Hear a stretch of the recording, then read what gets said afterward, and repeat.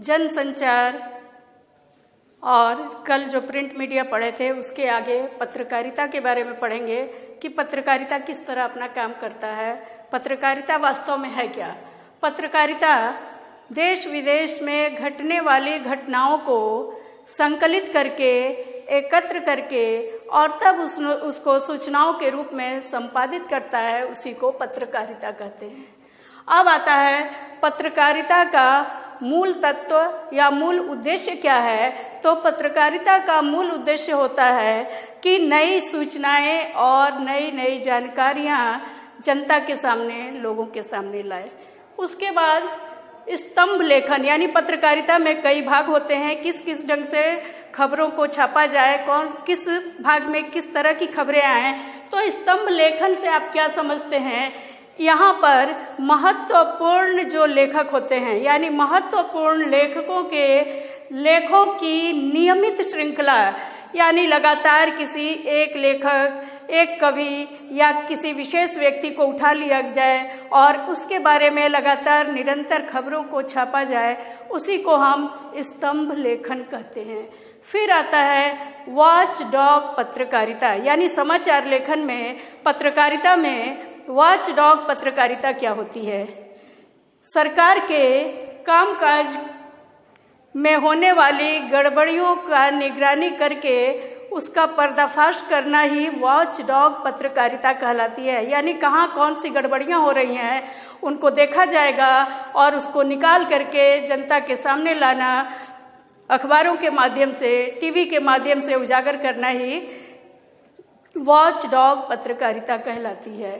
फिर है एडवोकेसी पत्रकारिता, जैसे वकील कई तरह के सलाह देते हैं, जानकारियां देते हैं, जो समस्या है उसको हमारे सामने लाएंगे। ठीक उसी तरह पत्रकारिता में भी एडवोकेसी का महत्व है। इसमें खास विचारधारा, मत या घटना पर अपने विचार को व्यक्त किया जाता है, किसी विशेष मुद्दे को उठा करके, और उसमें जो जो कमियां हैं उसको उजागर करते हुए लगातार पत्रों के माध्यम से, समाचार के माध्यम से दिखाया जाता है। फिर है वैकल्पिक पत्रकारिता। वैकल्पिक पत्रकारिता क्या है? जो मीडिया द्वारा, जो पहले से ही व्यवस्थापित व्यवस्था है, मीडिया द्वारा उस पर अपना स्थापित व्यवस्था को विकल्प के रूप में प्रस्तुत किया जाता है, यानी उसमें कुछ परिवर्तन भी करके दिखाया जाता है। फिर है विशेषीकृत पत्रकारिता, विशेष क्षेत्र की जानकारी देना, जो नया एक क्षेत्र खुला हो, कुछ नई बातें हों, उसको दिखाना या उसको लिखना ही विशेषीकृत पत्रकारिता होता है। फिर है पीत पत्रकारिता या पेज 3 पत्रकारिता। पेज 3 या पीत पत्रकारिता, जैसा कि आप नाम से जान रहे हैं, सनसनी फैलाने वाला, सनसनीखेज घटनाएं और चकाचौंध यानी फिल्म जगत की बातें, इन सारी चीज़ों को जिस ढंग से छापा जाता है उसको हम कहते हैं पीत पत्रकारिता या पेज 3 पत्रकारिता। तो ये पत्रकारिता के हमारे मूल तत्व हुए। इसके बाद हम समाचार लेखन के बारे में भी जानेंगे, जो कि इसके बाद अब हमारा प्रारंभ होने जा रहा। समाचार लेखन। समाचार लेखन में समाचार क्या है? किसी भी ताज़ा घटना, विचार या समस्या को लिखना जिसका ज़्यादा से ज़्यादा लोगों का पर प्रभाव पड़े और ज़्यादा से ज़्यादा जन रुचि हो, उसी को समाचार कहते हैं। समाचार लिखने के लिए किन किन चीज़ों की आवश्यकता है या समाचार के कौन कौन से तत्व हैं? नवीनता, यानी हमेशा समाचार में नयापन होना चाहिए, नई नई सूचनाएं होनी चाहिए, तभी समाचार प्रभावशाली हो सकता है। निकटता, अब समाचार अगर आपके क्षेत्र विशेष का हो, आपके आसपास का हो, आप जिसको जानते हो, तो आपकी उसमें रुचि बनेगी और आप समाचार पढ़ने के लिए, सुनने के लिए बेचैन रहेंगे। प्रभाव क्षेत्र, कहाँ कहाँ तक वो अपना असर डाल सकता है, और प्रभाव क्षेत्र के संदर्भ में हम ये भी कह सकते हैं कि जहाँ तक हम जुड़े हों तो उसमें हमारी रुचि और ज़्यादा हो जाएगी। फिर है जन रुचि। जन रुचि कहाँ पर हो सकती है, जिसके बारे में हम जानते हैं, थोड़ी बहुत भी जानकारी हो, या कोई ऐसी घटना या सूचना प्रकाशित हो रही हो जिसको पढ़ने के लिए हम या सुनने के लिए लालायित रहें, क्योंकि उसमें हमारी रुचि जागृत हो गई है। तो जन रुचि जगाने वाली बातें भी होनी चाहिए। टकराव या संघर्ष, कोई ऐसी घटना घटित हो रही हो जो एकदम ताजी हो, उसको जानने के लिए हम बेचैन हो, तब उस तरह की घटना हो कि हाँ कुछ नई बातें आएँ, संघर्षपूर्ण बातें आएँ सरकार के खिलाफ, या किसी और क्षेत्र में किसी व्यक्ति विशेष के खिलाफ ऐसी बात हो जिसके में हमारी रुचि जागृत हो। फिर है महत्वपूर्ण लोग, जिन व्यक्तियों को हम जानते हैं, समझते हैं, उनके बारे में भी जानने की जिज्ञासा होती है। अगर इस तरह की खबरें आ रही हैं तो स्वाभाविक है कि लोग उसकी ओर आकृष्ट होंगे। फिर उपयोगी जानकारियाँ, समाचार में नई नई जानकारियाँ होनी चाहिए, उपयोगी जानकारियाँ होनी चाहिए, महत्वपूर्ण जानकारियाँ होनी चाहिए। अगर इस तरह की जानकारियाँ नहीं होंगी जिससे हमको लाभ हो तो हम उसको नहीं पढ़ेंगे। इसलिए समाचार पत्र का मुख्य विषय होता है उपयोगी जानकारी। फिर है अनोखापन, यानी कुछ नयापन होना चाहिए, अनोखा होना चाहिए। ऐसा नहीं कि वही घिसे पीटे समाचार बार बार प्रसारित किए जाएं, छापे जाएं। तो अनोखापन भी सबसे बड़ी बात है। और पाठक वर्ग, यानी पाठकों की रुचि उसमें हो, ज़्यादा से ज़्यादा पाठक उसको पढ़ने के लिए लालायित हों। तो समाचार पत्र या समाचार लेखन ऐसा होना चाहिए जिसमें पाठकों की रुचि भी बढ़े और पढ़ने वाले लोग उस अखबार को या उस समाचार को सुनने के लिए बेचैन हों। फिर है नीतिगत ढांचा, एक नियम के अनुसार ही पत्रों का संपादन करना चाहिए, समाचार छापने चाहिए, ताकि लोग नियमों के अनुसार उसको पढ़ सके। ये नहीं कि किसी भी तरह का कोई भी खबर छाप दें और लोग उसको पढ़ें या सुनें। तो एक नीति के अनुसार ही उसमें खबरें छापी जानी चाहिए। उसके बाद है समाचार पत्र लेखन में डेडलाइन। डेडलाइन क्या होता है? समाचार पत्र लेखन में डेडलाइन का महत्व है कि 24 घंटे के बाद, यानी एक दिन बीत जाने के बाद अगर वो खबर छापी जाती है तो वो खबर महत्वहीन हो जाती है, उसका कोई महत्व नहीं रहता। इसलिए किसी भी खबर को बासी करके नहीं छापा जाना चाहिए, तभी समाचार लेखन का महत्व है। उसके बाद है समाचार पत्रकार के प्रकार, यानी जो पत्रकार होते हैं वो कितने तरह के होते हैं। तो पत्रकार 3 तरह के हो गए, पूर्णकालिक पत्रकार, अंशकालिक पत्रकार और फ्रीलांसर पत्रकार। पूर्णकालिक पत्रकार वो पत्रकार होते हैं जो किसी खास चैनल के लिए, किसी खास समाचार पत्र के लिए काम करते हों, यानी पूरा समय वो उसी के लिए देते हों, उसके वो स्थायी कर्मचारी हों। उसके बाद है अंशकालिक पत्रकार। अंशकालिक पत्रकार वो होते हैं जो अलग अलग समाचार पत्रों के लिए थोड़े थोड़े समय के लिए या एक विशेष क्षेत्र की खबरों के लिए ही नियुक्त किए जाते हैं। तो कई अखबार के लिए वो एक साथ काम करते हैं, कई टीवी चैनलों के लिए काम करते हैं, लेकिन थोड़े थोड़े समय के लिए। उसके बाद है अंशकालिक पत्रकार।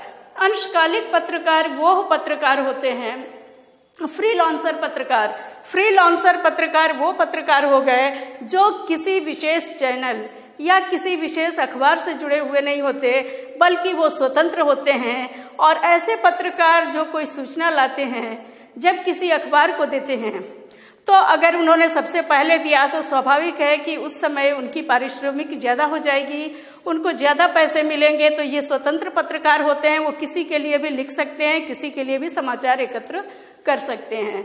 उसके बाद है उल्टा पिरामिड शैली, यानी समाचार लेखन में उल्टा पिरामिड शैली क्या है? उल्टा पिरामिड शैली, जैसा कि नाम से ही हम जान रहे हैं कि जो महत्वपूर्ण खबरें होती हैं उनको पहले यानी फ्रंट पेज पर छापा जाता है या सबसे पहले दिखाया जाता है। उससे जो कम महत्वपूर्ण खबरें होती हैं उसके बाद के पृष्ठों पर या उसके बाद दिखाया जाता है, और जो सबसे कम महत्व की खबरें होती हैं उनको अंतिम पृष्ठ पर छापा जाता है या सबसे बाद में दिखाया जाता है। अब समाचार लेखन में 6 ककार का प्रयोग किया गया है। 6 ककार क्या होते हैं? यानी कोई भी समाचार जब हम लिखते हैं तो उसमें 6 ककार का विशेष महत्व होता है।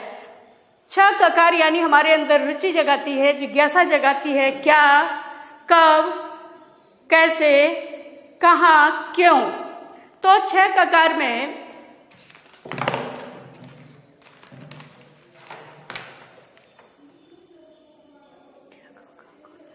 क्या, कब, कहाँ, कौन, क्यों, कैसे। तो ये जो शुरू के 4 हैं, यानी जैसे ही हम प्रश्न पढ़ेंगे क्या हुआ, कहाँ हुआ, कब हुआ, कैसे हुआ, तो इस तरह ककार का महत्व होता है। 6 ककार हमारे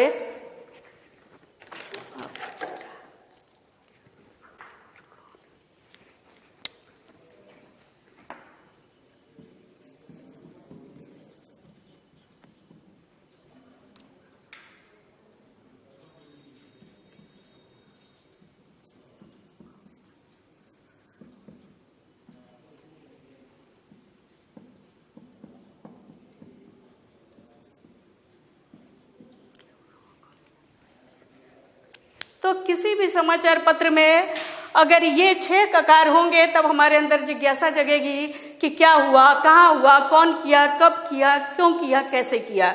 तो 6 ककार यानी समाचार का ये मूल तत्व भी हो जाता है, ये मूल प्रकार भी हो जाता है, क्योंकि इसके बिना कोई समाचार अच्छे ढंग से तैयार हो ही नहीं सकती।